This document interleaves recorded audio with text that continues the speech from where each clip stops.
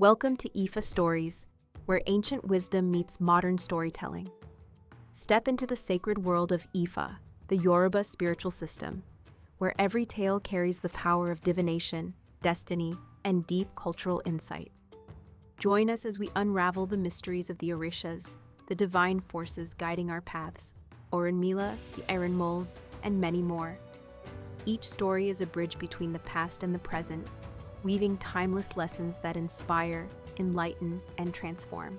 Embrace the wisdom, honor the tradition, and journey with us into the heart of Ifa. Subscribe now and let the stories guide you. He performed divination for AGUOFÉNLÁ, the trench hunter.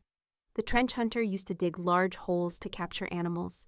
When any animal fell into the dug hole, it could not get out. The next day, he would go and seize the victim. This business was profitable for the hunter, and every year he performed divination and made offerings. The hole is called Fian in Yoruba and Uye in Benin.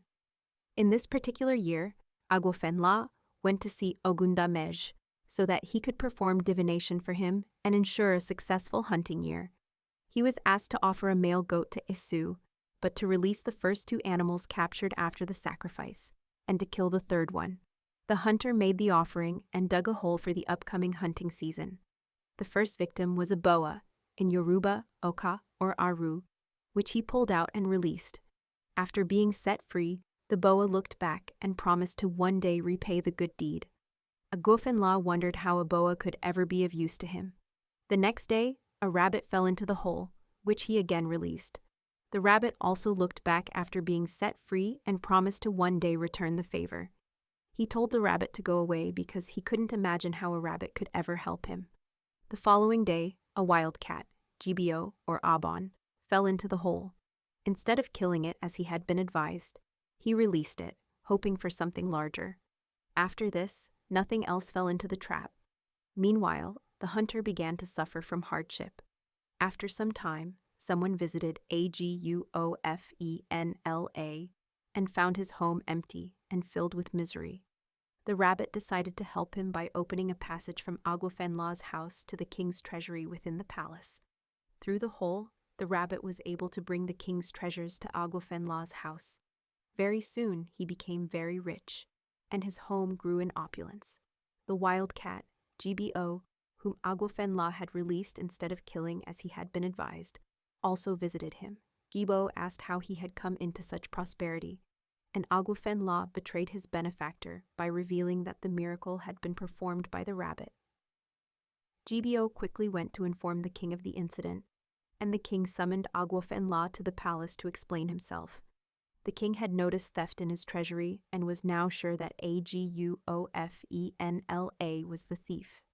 After meeting with AGUOFÉNLÁ, who denied the accusation, the king stated that he would confront him with a witness in 7 days, during which OGBÓ was to appear and confirm his claims.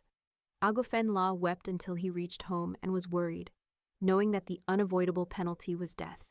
On the way home, he met the boa, who told him not to worry, for the situation presented her with the opportunity to return the favor previously done for her. On the 7th day, OGBÓ, who was a palm wine tapper, wanted to collect some wine in the forest before heading to the palace.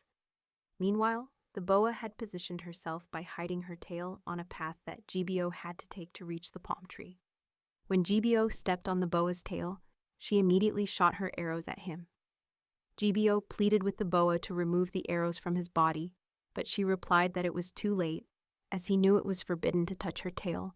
Nevertheless, OGBÓ went to collect his wine and hurried back home to prepare for the palace session.